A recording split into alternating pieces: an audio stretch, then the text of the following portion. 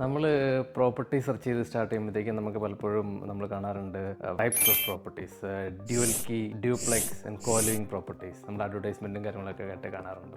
അപ്പം ഇത് എന്താണ്, ഇത് നമ്മളുടെ ഡിഫറൻസ് എന്താണെന്നാണ് ഞാൻ പറയുന്നത്. ഡ്യുവൽ കീ എന്ന് പറഞ്ഞു കഴിഞ്ഞാൽ നമ്മൾ പണ്ടൊക്കെ കേട്ടിട്ടുണ്ട് ഹൗസ് ഒരു ഗ്രാനി ഫ്ലാറ്റ് സെപ്പറേറ്റ് ഉണ്ട്. ബട്ട് ഇപ്പോൾ ഒരു മോഡേൺ രീതിയിൽ വരുമ്പം ഇത് രണ്ടും കൂടെ ഒരുമിച്ചാക്കണം. ഒരു ഹൗസും എൻ്റെ ഒരു ചെറിയൊരു സ്റ്റുഡിയോ അല്ലെങ്കിൽ 1 ബെഡ്റൂം സെപ്പറേറ്റ് ഏരിയ നമ്മുടെ ഹൗസിനോട് അറ്റാച്ച് ചെയ്ത് വരും. അതന്നെ ഡ്യുവൽ കീ. 2 ഹൗസ് ഉണ്ടാവും. ഒരിടത്ത് നമ്മൾ താമസിച്ചും മറ്റൊരിടത്ത് നമുക്ക് റെൻറ്റിന് കൊടുക്കും. അങ്ങനെ എന്തെങ്കിലും ചെയ്യാനുള്ള ഒരു ഓപ്ഷനാണ്, അല്ലെങ്കിൽ രണ്ടും റെൻറ്റിന് കൊടുക്കാനുള്ള ഓപ്ഷനാണ്. അതാണ് ഈ ഡ്യുവൽ കീ ഓപ്ഷൻ എന്ന് പറയുന്നത്. So that makes the house more modern.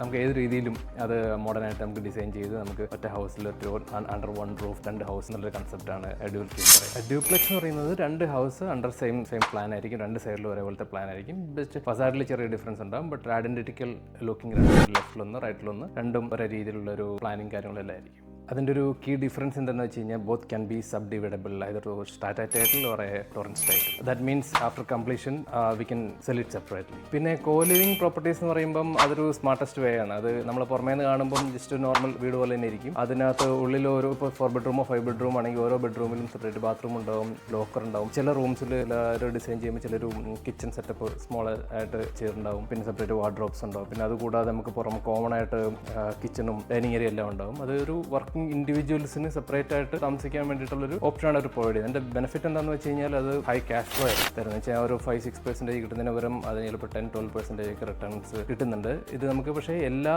ഏരിയയിലും നമുക്ക് അങ്ങനെ ഒരു വീട് കൊണ്ട് ബിൽഡ് ചെയ്ത് നമുക്ക് അങ്ങനെ ഒരു ഇത് കിട്ടണമെന്നില്ല, ബെനിഫിറ്റ് കിട്ടണമെന്നില്ല. ജസ്റ്റ് നമ്മൾ ഹോസ്പിറ്റൽസോ അങ്ങനെ കൂടുതൽ സ്റ്റാഫ് വർക്ക് ചെയ്യുന്ന ഏരിയയിൽ, അക്കോമഡേഷൻ നീഡഡ് ആയിട്ടുള്ള ഏരിയയിൽ നമ്മൾ അങ്ങനെ ഒരു വീട് വാങ്ങുകയോ അല്ലെങ്കിൽ വില്ലേജിനടുത്ത് വാങ്ങുകയോ അങ്ങനെ എന്തെങ്കിലും ചെയ്താലും അത് ബെറ്റർ ആയിരിക്കും. ഇപ്പോൾ ഞാൻ ഈ പറഞ്ഞ പോലെ 3 ടൈപ്പ് പ്രോപ്പർട്ടീസും നമ്മളൊരു ഇൻവെസ്റ്റ്മെന്റ് സൈഡിൽ നിന്ന് നോക്കുമ്പോൾ നല്ലൊരു റിട്ടേൺ ആണ്, ക്യാപിറ്റൽ ഗ്രോത്തും എല്ലാം ഉണ്ട്. അപ്പം ഇതൊക്കെ ഡിഫറൻസ് എല്ലാം മനസ്സിലായല്ലോ. അപ്പോൾ ഇതൊക്കെ വെച്ചിട്ട് നമുക്ക് ഇൻട്രസ്റ്റഡ് ആണെങ്കിൽ നമ്മൾ അങ്ങനത്തെ പ്രോപ്പർട്ടീസ് അന്വേഷിച്ച് പർച്ചേസ് ചെയ്യുക. Okay, happy investing.